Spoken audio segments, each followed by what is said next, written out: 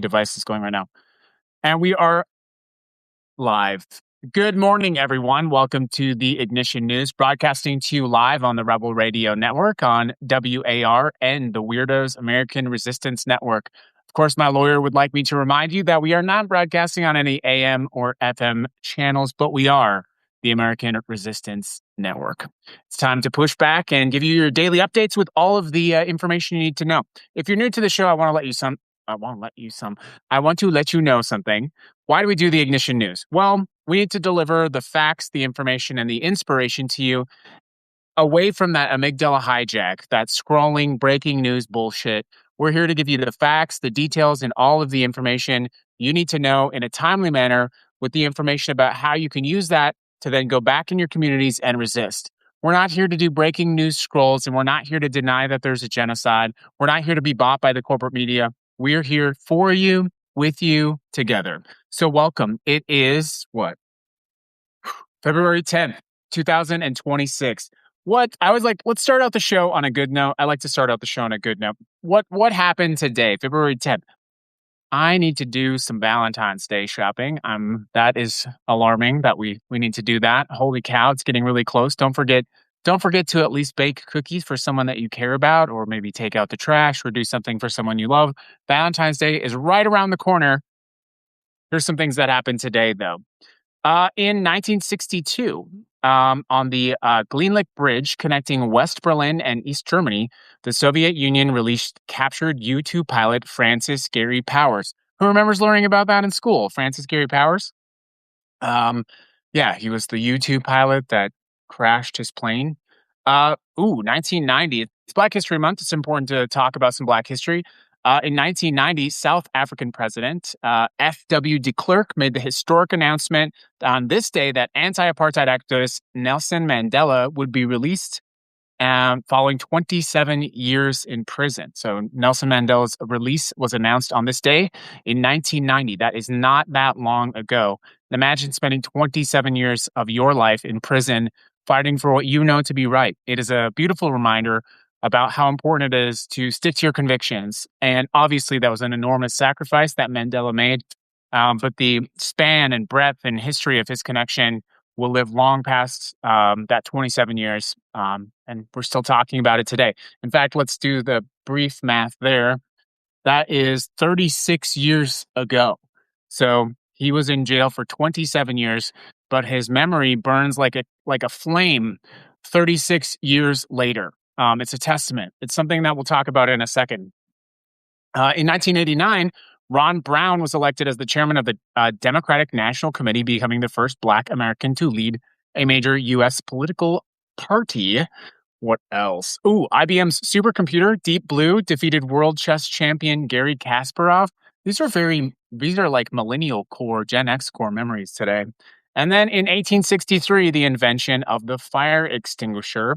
Let's see, who's got birthdays today? Roberta Flack? You know who Roberta Flack is? Killing me softly with his song. That's Roberta Flack. Mark Spitz, also born, the Olympic swimmer, who won 7 gold medals.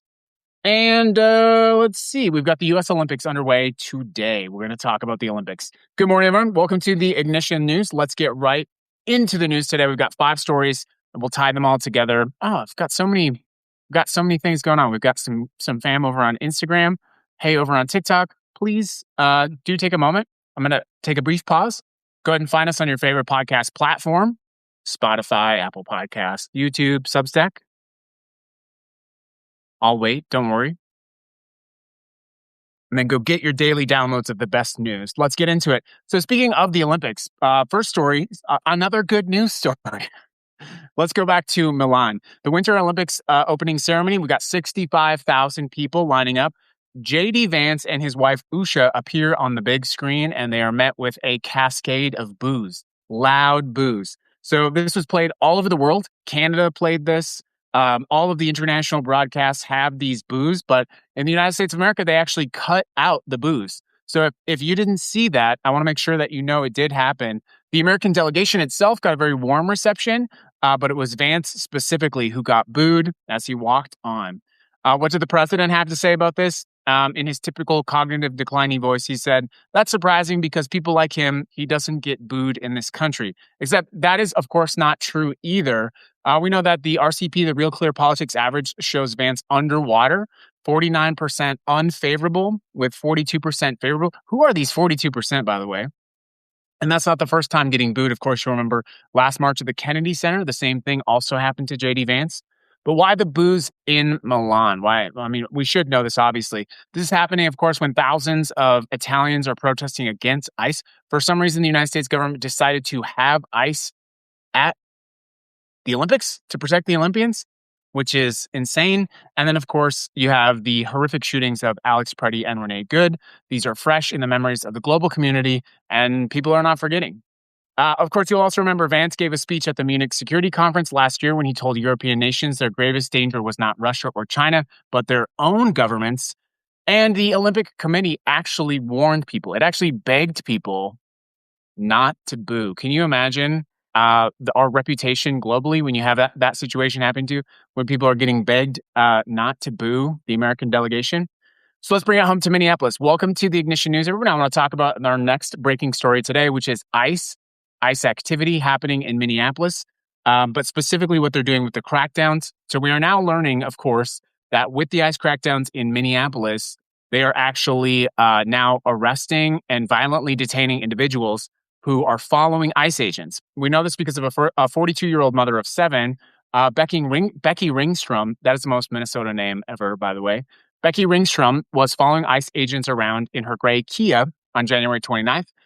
She watched them for about an hour in her neighborhood. And then basically what happened is they got out of the car and they said, "This is your final warning." So basically said, "Stop following us." Then she started going home. And then all of a sudden, unmarked vehicles approach her car. She gets arrested. She gets taken to Whipple. She gets arrested and federally charged for, quote, obstructing law enforcement. You also have Brandon Seguza and Patty O'Keefe, who were also following ICE vehicles. Agents fired pepper spray into their car and smashed their windows. One of my good friends was arrested and is now charged with obstruction of a federal officer. For basically what happened to her was she was in the same situation as Renee Good, and there was an ICE agent in front of her, so she started to back out, and an ICE agent came up behind her. You can actually see this all on video, and they hit her car, and they're saying that she hit them. And I'm guessing that's some kind of assault on a federal agent. That's kind of the wrap of the charge that you're talking about. But when you look at what's actually happening, we're looking at 655 prosecutions under this statute. That is more than double in the same period in 2024. And I mean, it's the criminalization of free speech. Monitoring ICE is not a crime if you safely do so from a respectable and safe distance. We talk about this all the time. But now they're cracking down and they're doing so violently. I was telling you the story the other day about how they sprayed pepper spray into the vent, the front vent of the car, where your air conditioner vent goes in. When they arrested and smashed their windows, they sprayed pepper spray into the vent of the car. These are human rights violations. They really are. And we need to make sure people know about them. Now, if you think this is all without consequence, I do want to let you know it's not true. We have some new data I want to tell you about. This last one came out on February 9th.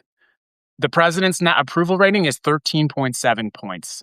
It's negative 13.7 points. So the American public, Americans who strongly disagree with the president's performance, is 46. That is, by the way, higher than Joe Biden. A CNN poll, 39% approval, 59% disapproval, a net negative of 20. Rasmussen is a conservative poll, 42% approval, 57% disapproval. That's a net negative of 15 points. Yeah. So with all of this chaos, it's easy to start to understand why are they behaving this way? Why are they acting so violently? Why are they so blatantly ignoring the will and the desires of the American people? And it's simple.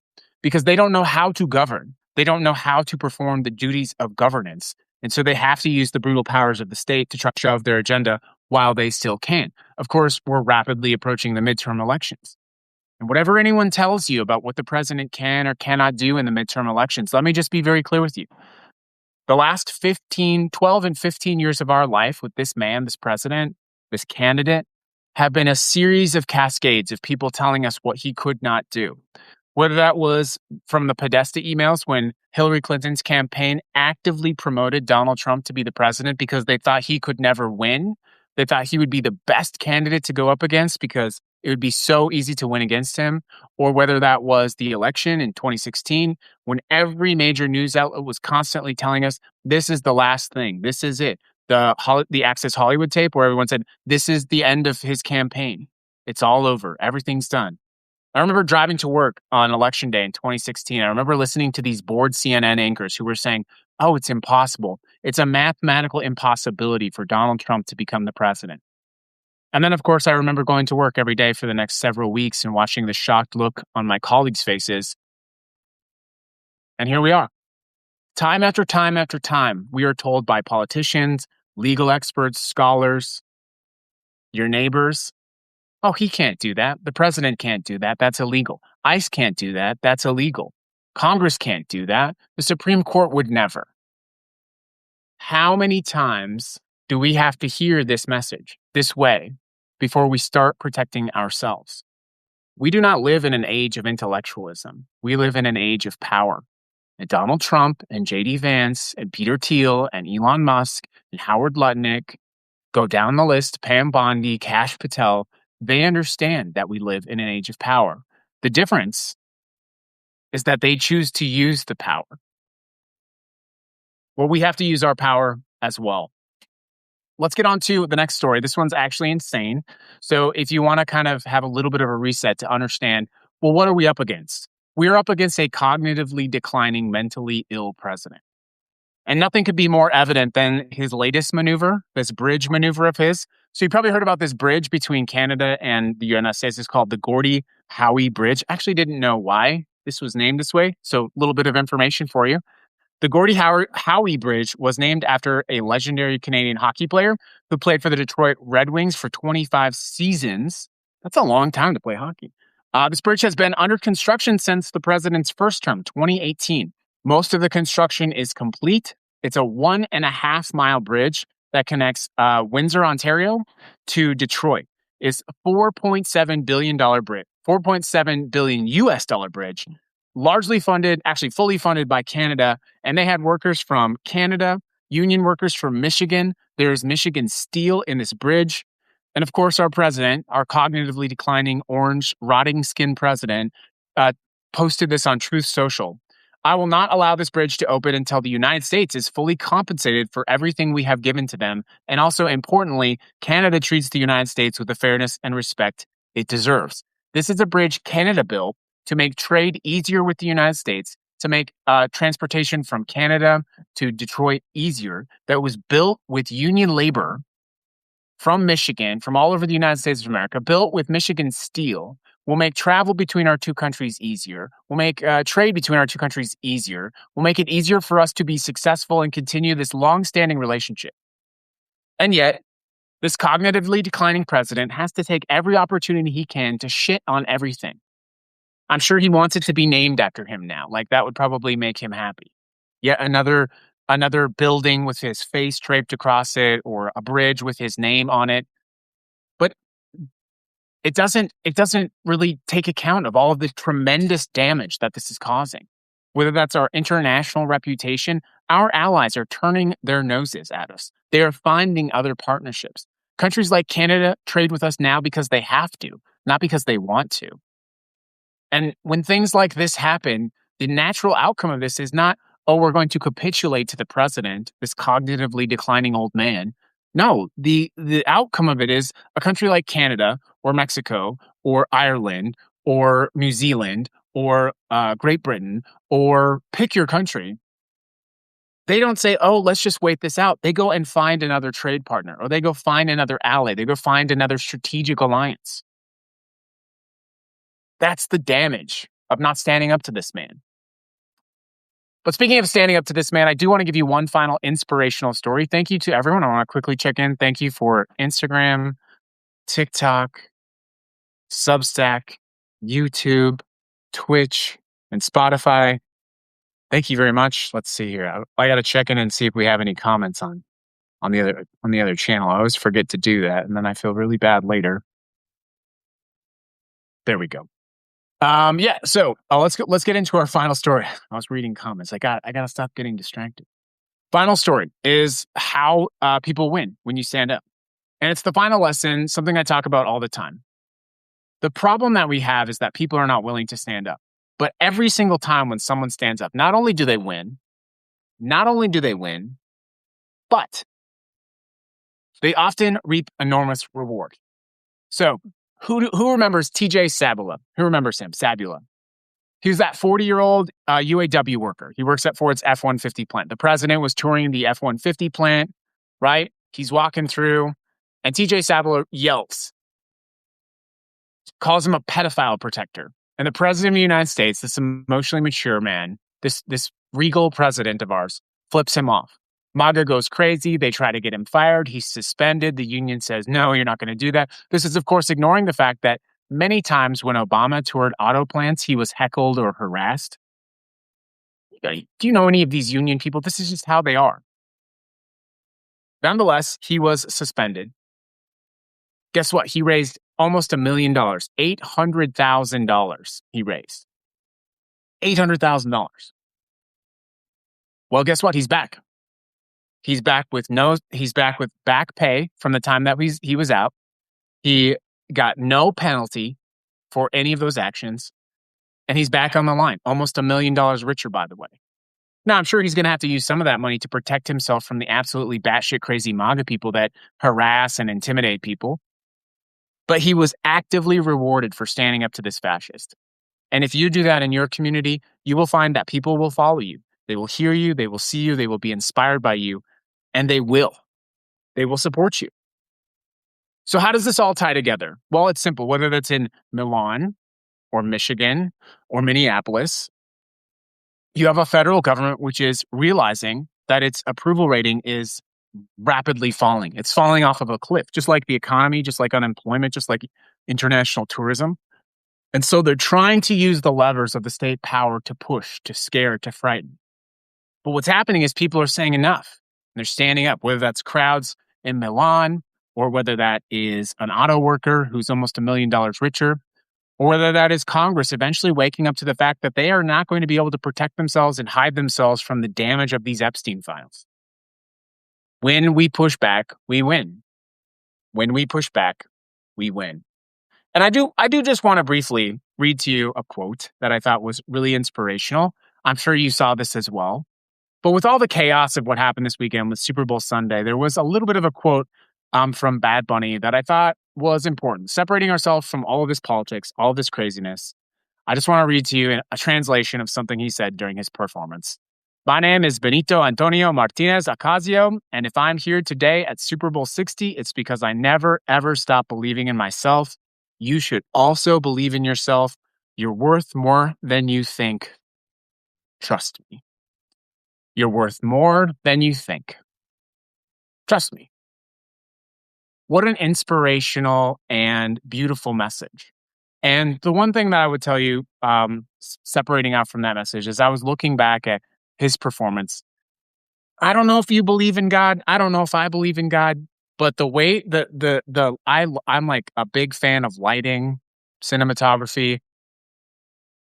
Jesus Christ himself could not have delivered a more beautiful sunlight for that performance at the Super Bowl. And when I was looking at Kid Rock's performance, which looks like it was in a basement laser tag with smoke and cigar smoke, and like he's wearing his jorts and he can't lip sync. And what I realized taking away from all of that was you have Kid Rock literally performing in the dark, representing MAGA. Kid Rock in the dark with lasers and all that shit. And then you have Bad Bunny out in the open performing in the light. An amazing metaphor of where we are and what we are all about right now. You have hope in the light, anger, fear, and sadness, hatred in the dark. And the contrast could not be more clear. The hypocrisy of these people could not be more clear. It is an amazing, amazing contrast, and something that I think we are best not to forget. You're worth more than you think. Trust me. That is the Ignition News, everybody, for today, February 10th, 2026. It's going to be an interesting week. Yes, we have to have hope. We have to have strength. And we have to come back every day ready to resist it. Red, ready to resist. Bleh. I appreciate you. That's the show, everybody. There we go. Thanks, everybody. Substack, I gotta cut you off here, Substack. And